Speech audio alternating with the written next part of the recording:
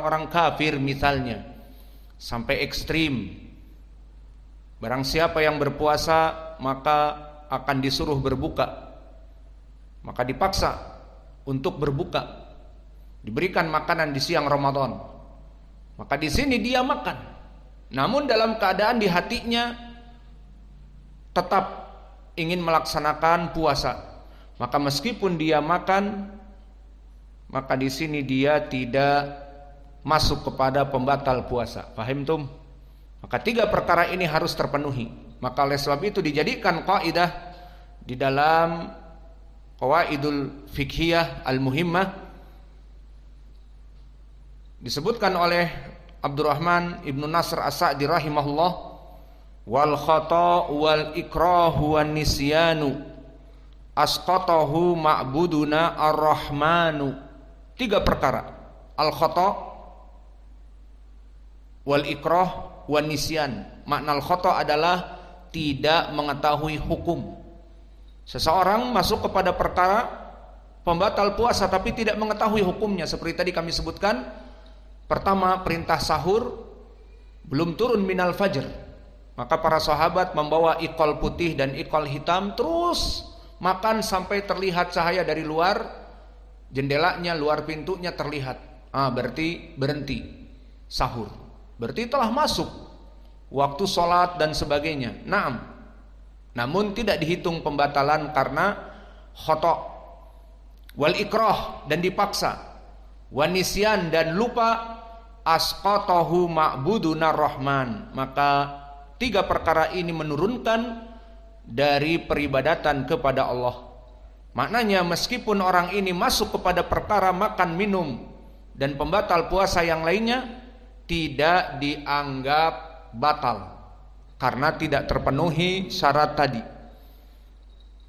Maka ini yang diinginkan dengan al-qaidah wal khata'u wal ikrahu wan nisyanu asqatahu ma'buduna rahmanu. Adapun pendalilan dari kaidah ini disebutkan di dalam matan, pendalilan dari am dan khas. Adapun pendalilan am masuk pendalilannya di dalam ahkam syariah, seperti beristidlal penulis di dalam matan dengan ucapan Allah Jalla wa Ala untuk pendalilan ilmu. Syarat yang pertama di dalam surat Al-Baqarah, dan ini dicantumkan oleh penulis di dalam matan, Rabbana la tu'akhidna in nasina au akhtana. Maka di dalam ayat ini beristidlal penulis dengan 2 perkara, al-khata wa nisyan min asbabil afu.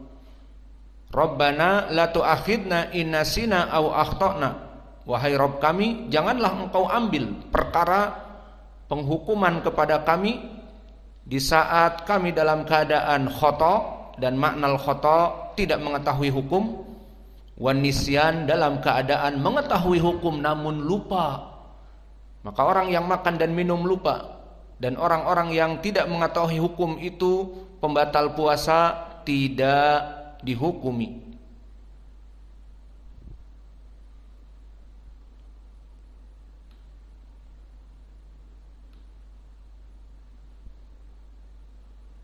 Maka ini pendalilan dari permasalahan al-ilm wa kadzalika az-zikr, ilmu dan mengingat.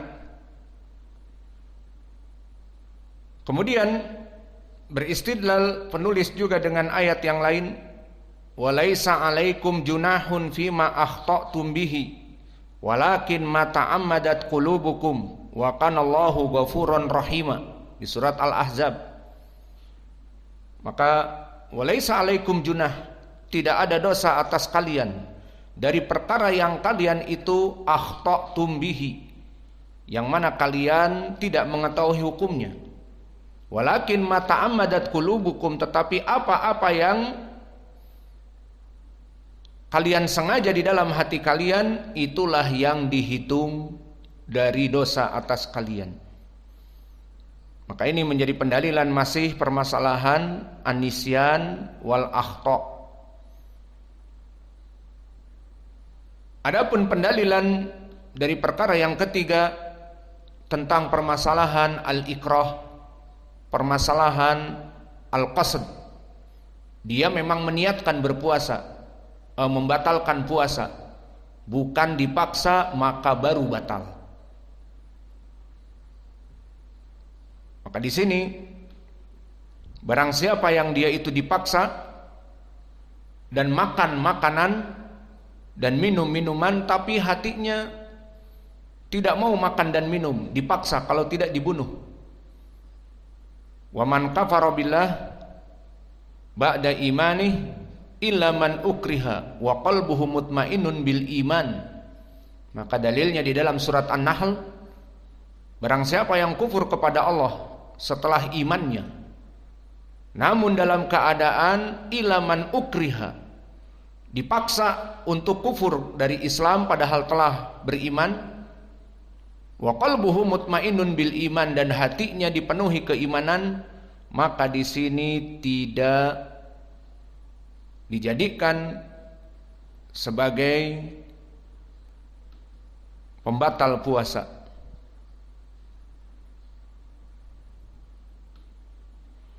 Maka inilah pendalilan dari permasalahan al-ikrah.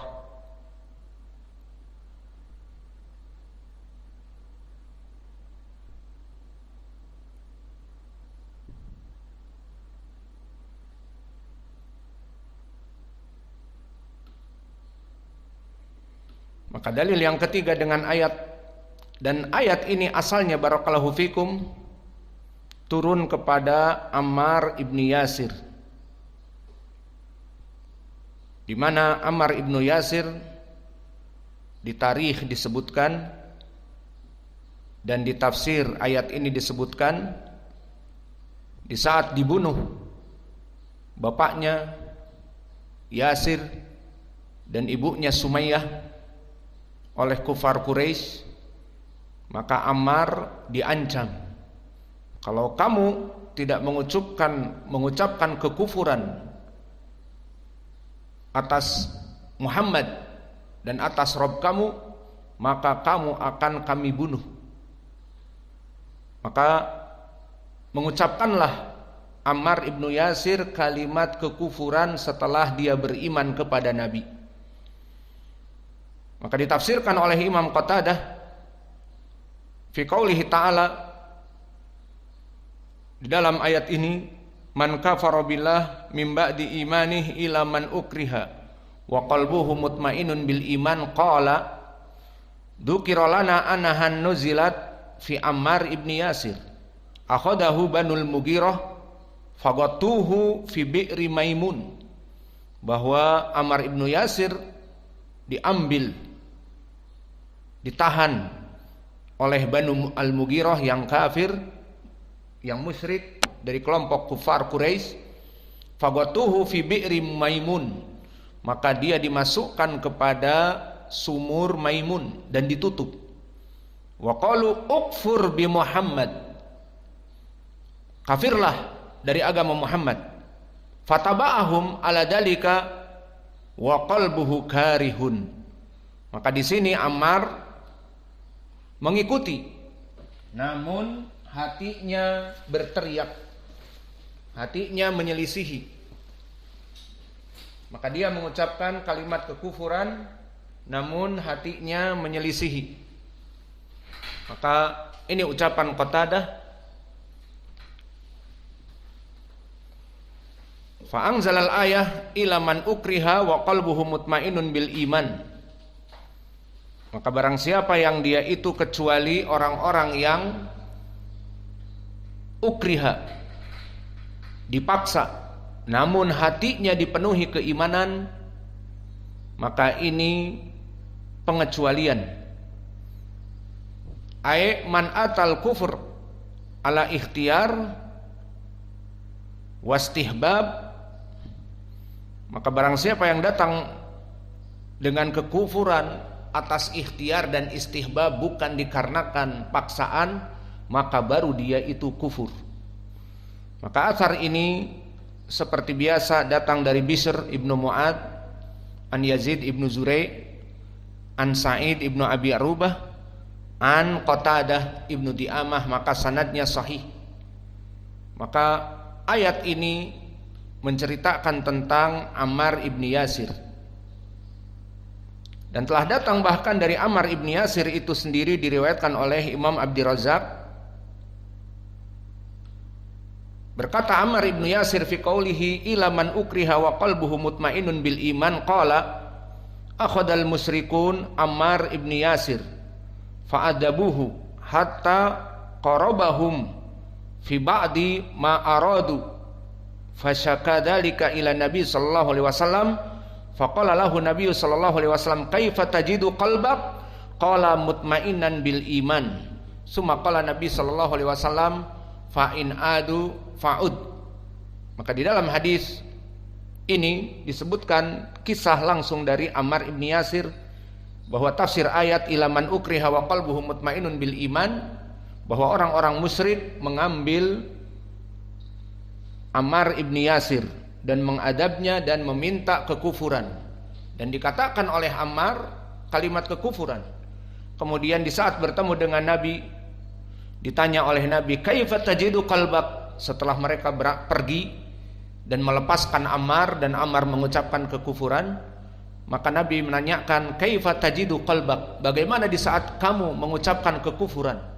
Qala mutmainnan bil iman, dalam keadaan hatinya itu dipenuhi keimanan, mengeluarkan ucapan saja agar dia menyelamatkan diri. Fa in adu ud, maka Nabi mengatakan jika dia datang kembali maka ulangi, tidak apa-apa, agar meyakinkan kepada mereka bahwa Ammar ibnu Yasir telah mengucapkan ucapan kekufuran. Maka asar ini dari Ammar ibnu Yasir sendiri adalah asar yang sahih, diriwayatkan oleh Abdurrazzaq dan Imam At-Tabari dari jalan Ma'mar an Abdul Karim ibni Malik al-Jazri an Abi Ubaidah ibni Muhammad ibni Ammar, dari Ammar ibni Yasir. Maka sanadnya sahih. Kemudian di sini ada faidah, jika dikatakan kepada kita, taib kisah ini kan kisah Ammar, ayat yang dipakai oleh penulis tentang masalah paksaan, kan ayat ini diturunkan kepada Ammar. Lalu kenapa dipakai untuk kaum muslimin secara umum? Jika ada kaum muslimin yang dipaksa untuk makan dan minum di siang Ramadan, maka tidak batal beristidlal dengan ayat ini karena kisah kepada Ammar. Maka bagaimana jawabnya dan mana wajah pendalilannya? Ini kan berhubungan dengan iman.